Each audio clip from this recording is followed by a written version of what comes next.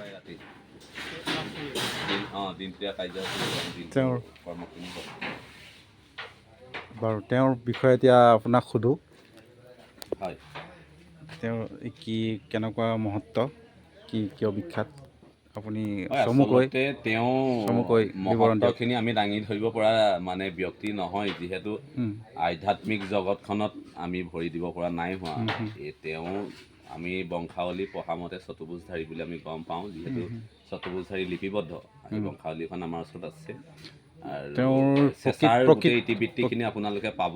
তেওঁলোক গুৰুজনা আদৰ্শৰে ধৰ্ম প্ৰচাৰৰ কাৰণে মানে চাৰি দিশতে তেওঁলোকে বিৰাজমান হৈছিলে। তাৰে এজন চিকুনাটাৰ আমি একেবাৰে মানে আগলৈ যদি গুচি যাওঁ, আমি যিমানখিনিলৈকে অৱগত হৈছোঁ, আচলতে এই কথাখিনি ক'বলৈ যাওঁতে মই এটা কথা ক'বই লাগিব। আমি যেতিয়াৰ পৰা আচলতে এই অনুষ্ঠান ভাগৰ কথা গম পাইছোঁ, তেতিয়াৰ পৰাই মানে নিজকে ধন্য আৰু গৌৰৱান্বিত বুলি অনুভৱ কৰিছোঁ যে আপুনি কেতিয়াৰ পৰা এনেকুৱাখিনি কথা মানে অনুভৱ হৈছিলে যে গম পাইছিলে? এই অনুভৱখিনি আপোনাৰ এই কথাখিনি অকণমান মানে অলৌকিক হয়। এইখিনি কথা ক'লে মানে ধৰক তেওঁৰ মহত্ব কি? মহত্বখিনি মই যেতিয়া বুজি পাইছিলোঁ ধৰক বা কথা বুজি পোৱা বা এনেকুৱা হৈছে তেতিয়াৰ পৰাই গম পাওঁ। কিন্তু এতিয়া যেতিয়া আমি প্ৰাপ্তবয়সৰ কোৱাত যে তেওঁ অলৌকিক মহিমাখিনি যেতিয়া আমি গম পাইছিলোঁ, এয়া মাত্ৰ কেৱল আমি চেষ্টা কৰিছোঁ স্থানীয় যুৱক হিচাপে ৰাইজৰ মাজলৈ আগবঢ়াই দিবলৈ অনুষ্ঠানত কেৱল চেষ্টা কৰিছোঁ যে তেওঁ মহিমাখিনি, তেওঁ অলৌকিক যি কাহিনী সেইখিনি ৰাইজেও গম পাওক। আৰু এই অনুষ্ঠানভাগ প্ৰতিষ্ঠা হোৱা আজি 25 মান বছৰ, মানে চাকি বন্তি জ্বলাই থকা। আৰু চাকি বন্তি ভাগ তেতিয়াৰ পৰা আৰম্ভ হৈছিলে তেওঁলোকৰ বংশধাৰী সত্ৰাধিকাৰে আহি আমাৰ জয়পুৰ নামঘৰতে আছিলেহি। জয়পুৰৰ নামঘৰ যেতিয়া আছিলে তেতিয়া ৰাইজক জনালে যে পুৰণা জেগা চাওঁ বুলি কোৱাত তেওঁলোকে আহি পেলাই জেগাডোখৰ দেখুৱালে। জেগাডোখৰতে সৰুকৈ এটা জুপুৰি বনাই থৈ গ'ল। আৰু তাতেও তেতিয়া ওচৰৰ স্থানীয়সকলে চাকি বন্তি দি তেনেকৈ অনুষ্ঠান ভাগ মানে শুশ্ৰূষাৰ সেৱা সৎকাৰ কৰি আহি আজি যোৱাটো বৰ্ষত মানে আসন প্ৰতিষ্ঠা হ'ল। সমগ্ৰ বোকাখাতৰ জাতি বৰ্ণ নিৰ্বিশেষে সহযোগে আসন প্ৰতিষ্ঠাৰ পৰাই তাৰ 2 নম্বৰ 3 নম্বৰ দিনটোত এনেকুৱা এটা মানে পৰিৱেশ সৃষ্টি হ'ল। আসন প্ৰতিষ্ঠা হোৱাৰ পিছৰ পৰাই আসন প্ৰতিষ্ঠা কেতিয়া হৈছিলে? আসন প্ৰতিষ্ঠা তেওঁ ভাদ মাহৰ অমাৱস্যা দিনাখন হয়। এইবাৰ আপোনাৰ 6 ভাদ আছিলে 23 আগষ্ট। এইখনটো পুৰণা, মানে তেওঁৰ প্ৰথম য'ত অন্তৰ্ধান হৈছিলে তেওঁ এইখন অন্তৰ্ধান হোৱা জেগাটুকুৰা এইটো মানে অন্তৰ্ধান হোৱা জেগাটুকুৰা কথাটো যদি আমি ক'বলৈ যাওঁ, তেওঁ আগতে ইয়াত আছিলে, ইয়াতে অন্তৰ্ধান হৈছিলে। তেওঁ ভূমি টুকুৰা তেওঁৰ নামেৰে আজিও নামাকৰণ এই গোটেইটো মানে কাগজে পত্ৰে লিপিবদ্ধ। আৰু কালি আমি মন্ত্ৰী মহোদয়কো আমি জনাইছোঁ যে আপোনালোকৰ কোনোবা চৰকাৰৰ পৰা কিবা সাহায্য অনুষ্ঠান ভাগ আমি যোৱাবাৰ কৰ্মত আমি 1.5 লাখ টকা এটা আমি আমাৰ স্থানীয় বিধায়কৰ পৰা কেবিনেট মন্ত্ৰী অতুল বৰাৰ পৰা আমি পাবলৈ সক্ষম হ'লোঁ। 1 লাখ মান টকা উইড্ৰল কৰা হৈছে। এই আমাৰ যিহেতু শৌচালয়টো বনাই থকা হৈছে, কিন্তু আমাৰ একেলগে দুভাগ কাম চলি আছে। এই অনুষ্ঠান ভাগৰ আমাৰ এটা ডাঙৰ বাজেটতে 1 কোটি মান টকীয়া এটা প্ৰগ্ৰেমত মানে কৰি থকা হৈছে। ইয়াৰ গোটেইখিনি চোৱা চিতা কৰিছে আমাৰ স্থানীয় এজন যুৱক, মানে মুম্বাইত আছে। তেওঁ এইটো বিভাগৰ হয়, মানে আৰ্কিটেক্ট বিভাগৰ তেওঁ গোটেইখিনি চোৱা চিতা হৈছে। গোলাঘাটৰ টিমক দিয়া হৈছে।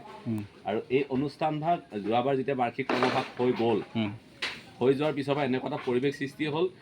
ধৰক গাড়ী মটৰবিলাক আহি থাকে, চিকুণতাৰ নামত যি শ্ৰদ্ধা ভক্তি, আমিও তেতিয়া বাধ্য হৈছোঁ যে নহয়, ৰাইজক আমি এটা পৰিৱেশ দিবই লাগিব। এয়া আমি স্থানীয়ৰ মানে কেৱল প্ৰচেষ্টাহে যে ৰাইজক এই অনুষ্ঠান ভাগ আমি গম পালেই নহ'ব। কাৰণ গুৰুজন মহান আতাজনা আমাৰ কাৰণে অকল আৱিৰ্ভাৱ হোৱা নাছিলে, গোটেই অসমবাসী, গোটেই সমাজখনৰ কাৰণে। সেইকাৰণে এয়া আমি স্থানীয়খিনি অকল কেৱল মাত্ৰ চেষ্টাই কৰিছোঁ ৰাইজৰ মাজলৈ আগবঢ়াবৰ কাৰণে। আৰু যদি পুৰণা ভেটি বুলি ক'বলৈ যাওঁ, তেওঁ গা ধোৱা ঘাট ভাগ আছে। যোৱাবাৰেই মানে 22 জানুৱাৰী ৰাম মন্দিৰ যেতিয়া প্ৰতিষ্ঠা হৈছিলে, সেই দিনটোতে সংগতি ৰাখি আমি তেওঁ মূৰ্তি শূন্য হৈ থকা 4 শতাধিক অনুষ্ঠান ভাগ পুনৰ মানে ৰাইজৰ মাজলৈ আনিবলৈ সক্ষম হৈছিলোঁ সেই দিনটোতে। ঘাটভাগে ওচৰতে আছে। আৰু ৰাস্তাটো আমি যথেষ্ট 40 ফুটীয়া এটা ডাঙৰ ৰাস্তা, য'ত বাছ মানে ক্ৰছ কৰিব পাৰে, তেনেকুৱাকৈ আমি আহল বহল কৰিছোঁ। কিন্তু কিছু কৰণীয় আছে, মানে গাড়ী এখন এতিয়াও বৰ্তমান যাব পৰা অৱস্থাত নাই। আমি যোৱাকালি মন্ত্ৰী মহোদয় গোটেইখিনি কথা জনাইছোঁ যে আপুনি কিন্তু এইখিনি আমাক কৰি দিবই লাগিব, যিহেতু চাওক ৰাইজৰ কিমান অসুবিধা হৈছে। আপোনাৰ যোৱাকালি আমাৰ বাৰ্ষিক কৰ্মভাগত তেতিয়া তেওঁ তিথিভাগত একদম কম হিচাপেও আমাৰ 2000 মানুহৰ সমাগম, মানে সকলো যি ৰাইজৰ মহামিলন, এই মূৰ্তি শূন্য হৈ থকা অনুষ্ঠান ভাগত ৰাইজ দেখি মানে অবাক হৈ গৈছে। আৰু তেওঁ যিখিনি অলৌকিক বুলি যদি কওঁ, আমি এই কথাখিনি স্বীকাৰ কৰিবই লাগিব। আচলতে তাৰমানে তেওঁ গুৰুজনা হিচাপে অৱদান কি দিলে? তেওঁ অৱদানখিনি যদি আমি ক'বলৈ যাওঁ, এইখিনি একেবাৰে অলৌকিক, আমি সেইখিনি ব্যক্ত কৰিব পৰা নহয়, যিহেতু আধ্যাত্মিক জগতখনত মানে ৰাইজৰ কিবা সহায় সহযোগিতা, কিবা অৱদান, কিবা মানে আপোনাৰ ধৰকছে কিবা সহায় সাৰথি, তেওঁ মহিমাখিনি তেওঁ আগত যি গোসাঁই ঘাট ভাগত এইখিনি আজিৰ পৰা যদি আপুনি যায় 7-8টামান বছৰ আগলৈকে সম্পূৰ্ণ জলময় হৈ থাকে। যেতিয়া আমাৰ মাথাউৰিটো মানে বন্ধা নাছিলে, তেতিয়া আমি সেইখিনি আমাৰ জীৱনৰ কথা, আমি অতিক্ৰম কৰা কথা, এইখিনি গোটেই পানী হৈ থাকে।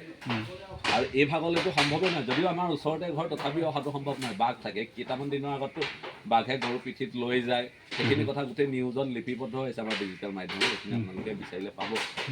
কিন্তু এই ভাগ আজি মাথাউৰিটো হোৱাৰ পিছৰ পৰা যেতিয়া আমি আহিবলৈ ল'লোঁ বা ধৰক ৰাস্তা পদূলিবিলাক অকণমানকৈ হৈ আহিলে, হৈ অহাৰ লগে লগে তেতিয়াহে গঢ় লৈ উঠিছে। মাথাউৰিটো যেতিয়া পানী নহা হ'ল, মানুহ আহিব পৰা হ'ল, ৰাইজেও তেতিয়া মানে এই অনুষ্ঠান ভাগৰ কাৰণে কিবা আপোনালোকে প্ৰমাণিক হিচাপে কিবা পাইছেনে অনুষ্ঠান ভাগৰ? তেনেকুৱা তেওঁ যদি অলৌকিক কাহিনীখিনি আপোনালোকে জানিবলৈ বিচাৰে, আমিও শুনা কথা, কিন্তু বাকীখিনি আমি গৰু এজনী যদি আমাৰ গাঁৱত জগে, গাখীৰখন প্ৰথম তেওঁক উচৰ্গা কৰিব লাগে। তেওঁক যদি গাখীৰখন উচৰ্গা কৰা নাযায়, তেতিয়াহ'লে গৰু পোৱালিটো মৰি যায় বা হয়তো গাখীৰ নোলায়। সেইখিনি তেওঁ মহিমা, সেইখিনি অকল স্থানীয় মাজতে সীমাবদ্ধ। এই গোটেই মহিমাৰ কাৰণে তেওঁ আজি এই ভেটিটোৰ মানে এনেকুৱা নহয় যে এইফালৰ পৰা কোনোবাই ধৰক ওলগ এটা নোলোৱাকৈ পাৰ হৈ যাব, ইমান শ্ৰদ্ধাম তেওঁ এই ভেটিটো যেতিয়া যেনেকৈ যোনে পায় তেনেকেই কিন্তু সেইখিনি স্থানীয় ৰাইজৰ ভিতৰতে সীমাবদ্ধ। সেইখিনিক আমি যিমানখিনি পাৰিছোঁ, সেইখিনি এতিয়া আমি উঠি অহা প্ৰজন্ম হিচাপে ৰাইজৰ মাজলৈ কেৱল আগবঢ়াবৰ কাৰণেহে চেষ্টা কৰিছিলোঁ। আধ্যাত্মিক জগতখনত তেওঁ মহিমা আমি ব্যক্ত কৰিব পৰা কিন্তু ভুল হ'ব। তেওঁ অলৌকিক যিবিলাক কাহিনী, তেওঁ ঘাটটোত তেওঁ যেতিয়া পাৰ হয়, গোটেই জলময় যেতিয়া হৈ থাকে, তেওঁ পাৰ হ'লে নদী পানী শুকাই যায়, আৰু তাৰ পিছে পিছে তেওঁ অগণন ভকত পাৰ হয়।